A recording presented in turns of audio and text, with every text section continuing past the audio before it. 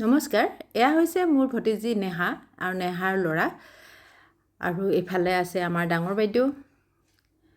আৰু এইপিনে এয়া হৈছে কল্পনা বাইদেউ, আমাৰ বাইদেউ হয়, আৰু নেহাৰ সৰুজনী ছোৱালী। বাইদেউ, ভিনদেউ আৰু নেহাৰ মাক আহিছে, আমাৰ বৌ হ'ব। তেওঁলোক শ্বিলঙৰ পৰা আমাৰ ঘৰলৈ আহিছে। আৰু বাইদেউ ভিনদেউ গুজৰাটত থাকে, গুজৰাটৰ পৰা শ্বিলং আহিছে, শ্বিলঙৰ পৰা একেলগে আমাৰ ঘৰলৈ আহিছে। তেওঁলোক অসমীয়া নহয়, তেওঁলোক হৈছে নেপালী সম্প্ৰদায়ৰ। আৰু তেওঁলোকৰ লগত আমাৰ বহু পুৰণি এটা ৰিলেশ্যন আছে। দেউতাৰ বন্ধু আছিলে তেওঁলোকৰ দেউতাক, আৰু সেই দেউতাৰ বন্ধু এতিয়া নাই, দেউতাও নাই। এয়া বাইদেউ আৰু ভিনদেউ দেই, এওঁলোক গুজৰাটত থাকে, ৰঙা টি চাৰ্ট পিন্ধা আৰু হালধীয়া। এওঁলোক গুজৰাটত থাকে। দেউতাই আমাক ৰিলেশ্যনটো বনাই দি থৈ গৈছিলে, আৰু আমি এতিয়ালৈকে সেই ৰিলেশ্যনটো ৰাখিছোঁ। আৰু সেয়ে তেওঁলোকে আমাৰ ঘৰখনৰ আমাৰ সকলোকে লগ কৰিবৰ কাৰণে আহিলে। 3 দিন আমাৰ ঘৰত থাকিলে, খুব ভাল লগা এটা সময়। মই তেওঁলোকক অলৈতলৈ অলপমান ফুৰাবলৈ লৈ গ'লোঁ, বালাজী টেম্পললৈ লৈ আহিলোঁ।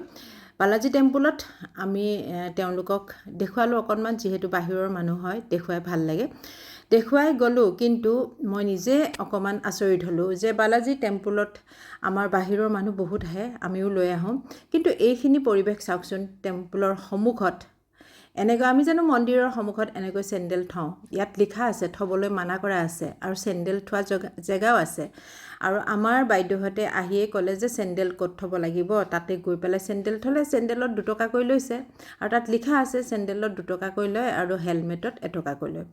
আৰু সেইখিনিয়ে মানুহে কৰিব নিবিচাৰে। আৰু কিন্তু সেই পইচাটো চাওকচোন, ইয়াত লিখা থকাৰ পিছতো এই যে হাৱাই চেণ্ডেল দেখিছেনে? এই চেণ্ডেলবিলাক দেখিলেই গম পোৱা যায় এয়া কিন্তু বাহিৰৰ মানুহে আহি থোৱা নাই। বাহিৰৰ মানুহ আহিছে, আমি লৈ আহিছোঁ, এনেকৈ বহুত আহে। তেওঁলোকে কিন্তু এনেকৈ চেণ্ডেল নথয়। আমাৰ মানুহবিলাকে কেতিয়াও নিশিকে, যিমান লিখা থাকক যি থাকক কেয়াৰ নকৰে। সেইটো দেখি খুব বেছি বেয়া লাগিলে, কাৰণ বাহিৰৰ পৰা মানুহ লৈ আহি যেতিয়া এনেকুৱা এটা পৰিৱেশ দেখুৱাবলগীয়া হৈ যায়, বহুত বেছি বেয়া লাগে। আমাৰ অসমখনত আছোঁ আমি, অসমখন বাহিৰৰ মানুহক কিমান ধুনীয়াকৈ দেখুৱাব পাৰিলে আমাৰ ভাল নালাগে জানো? প্ৰত্যেকৰে ভাল লাগে। সেই ভাল লগাটো যেতিয়া নাইকিয়া হৈ যায়, তেতিয়া খং উঠে। আৰু সেই খং উঠিয়েই মই ভিডিঅ'টো কৰিলোঁ। আৰু তাৰপিছত য'ত জোতাৰ চেণ্ডেল ৰখা ঠাই আছে, তাত এগৰাকী মহিলা আছে। তেওঁ কি ক'লে তেওঁৰ মুখেৰে আপোনালোকে শুনিলেই ধৰিব পাৰিব। চাবচোন, মই তেওঁৰ ওচৰলৈ গৈ আছোঁ। ইয়াত কিন্তু জোতা চেণ্ডেল তেওঁ ৰাখিবলৈ দিয়া নাই। তেওঁৰ ওচৰলৈ গৈছোঁ, চাব, তেওঁৰ মুখেৰে শুনিব তেওঁ কি কৈছে।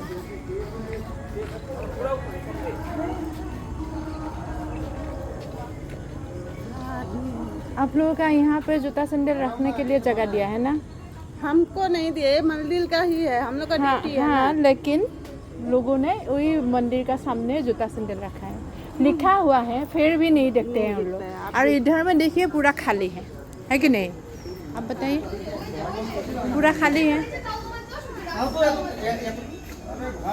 इसमें थोड़ा सा जूता है, ये तो पूरा खाली है, इसमें इतना। क्यों आदमी लोग ऐसा है? गुस्सा हो रहा है मेरा। 2 रुपये के लिए, 2 रुपये के लिए, 2 रुपया के लिए, हाँ। वो लोग का, इसलिए वो लोग उधर रखता है, जिससे वो लोग यहाँ, ये मेरा चप्पल का है, यहाँ पर खोला था, वहाँ खुलेगा नहीं मिलेगा, वहाँ खुलेगा नहीं। यहाँ खोलने से क्या होता है, हम लोग उठा के रखते हैं, यहाँ खुल जाता है। 2 টকাৰ কাৰণে গোটেই সন্মুখত জোতা চেণ্ডেলৰ পৰা ভৰাই দিছে। শুনিলেই নহয়, এই 2 টকাটোৰ কাৰণে মানুহে কেনেকুৱা ধৰণৰ কামবোৰ কৰে। কিন্তু সেই 2 টকাটো তেওঁ ব্যৱহাৰ নকৰে, সেইটো কিন্তু মন্দিৰৰ নামতেই থাকে, জমা হয়, মন্দিৰৰ নামত জমা হয়, মন্দিৰৰহে কামত লাগে। মন্দিৰলৈ আহিছোঁ যেতিয়া আমি মন্দিৰৰ যিখিনি নিয়ম কানুন সেইখিনি মানিলে আমাৰেইটো ভাল। কিমান ধুনীয়া এটা সৌন্দৰ্য দেখিছেনে?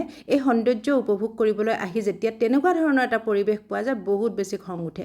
ভিডিঅ' দিবলৈ মন নাযায়, কিন্তু মানুহবিলাকে শিকিব লাগে কাৰণেই মই ভিডিঅ'টো দিছোঁ। ইমান ধুনীয়া, ক'বলৈ ভাষা নাই, কিমান ভাল লাগে।